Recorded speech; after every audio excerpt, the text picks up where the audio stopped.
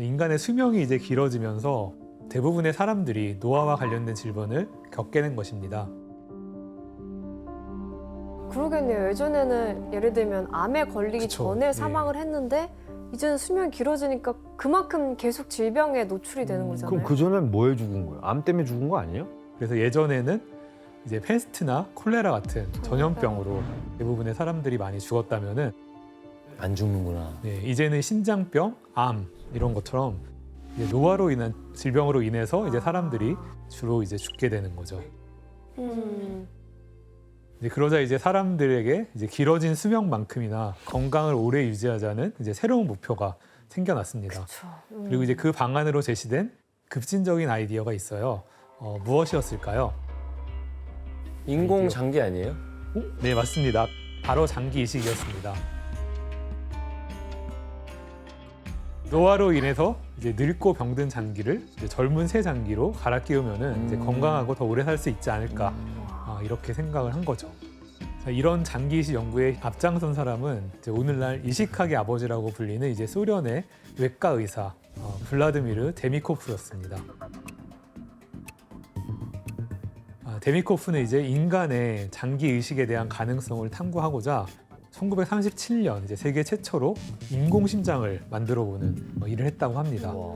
그리고 이제 1940년대부터는 동물들끼리 장기 이식 실험을 시도해보는 거죠. 그래서 이제 심장, 폐, 이식 등의 수술을 동물들한테 해서 성공을 시킨 소련의 천재 의사라고 합니다.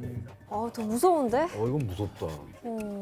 그리고 이제 이 천재 의사는 이제 장기 이식 연구의 일환으로요, 악마의 실험이라고 불리는 새로운 도전을 하게 됩니다. 손상된 장기를 이제 어떻게 이제 어디까지 대체할 수 있는지 알아보기 위해서 머리 이식의 가능성을 실험한 것이라고 합니다. 그래서 이제 앞다리가 달린 작은 개의 머리를 큰 개에 이식시켜서 이제 머리가 2개 달린 개 수십 마리를 이제 만든 거죠. 교수님, 실험 결과 개들의 상태가 네. 어땠어요? 생존 기간들은 이제 겨우 29일 정도에 그쳤고요. 모두 이제 죽고 말았다고 합니다. 너무 충격적이다.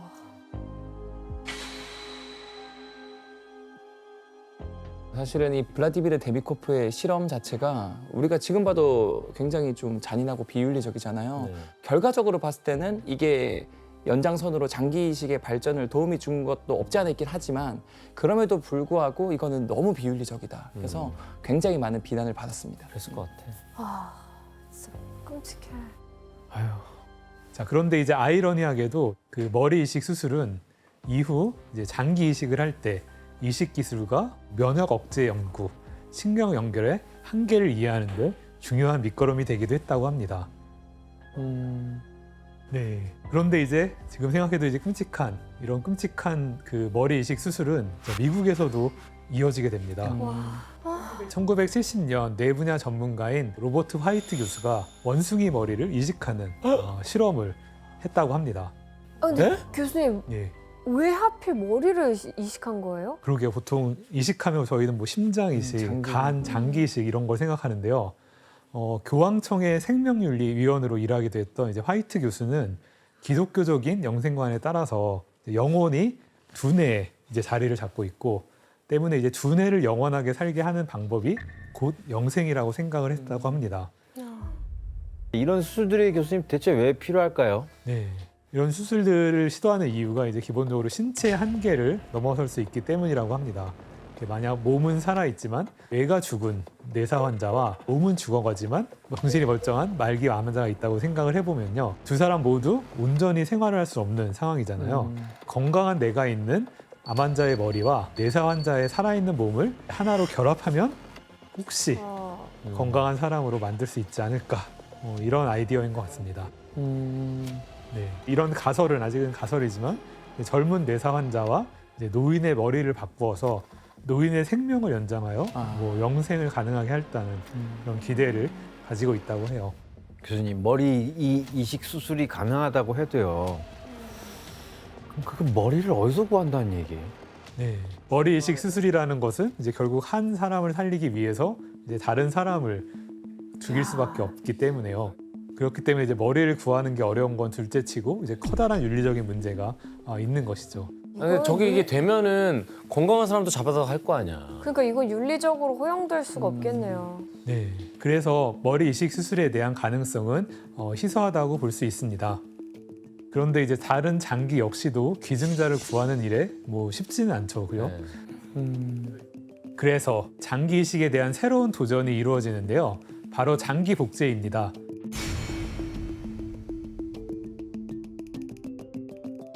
장기 크기와 구조가 이제 가장 비슷해서 이제 대체 장기로 사용되는 동물은 이제 바로 돼지입니다.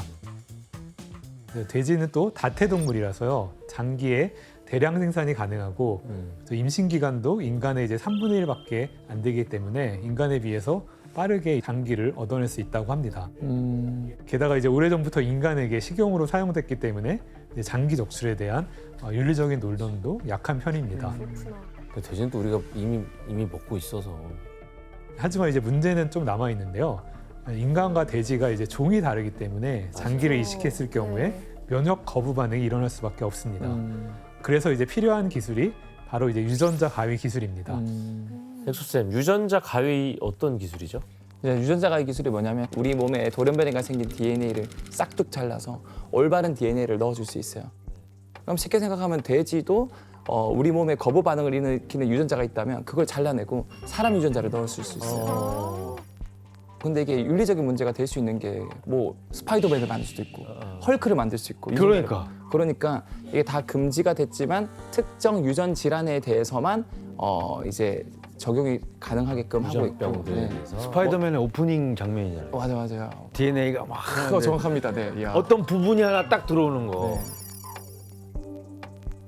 네, 그래서 장기 이식을 위해서 돼지를 유전자 가위 기술로 조작해서 면역 거부 반응이 덜 일어나도록 만든 다음에 이 돼지를 복제해서 인간에게 필요한 장기를 이식하는 그런 과정입니다.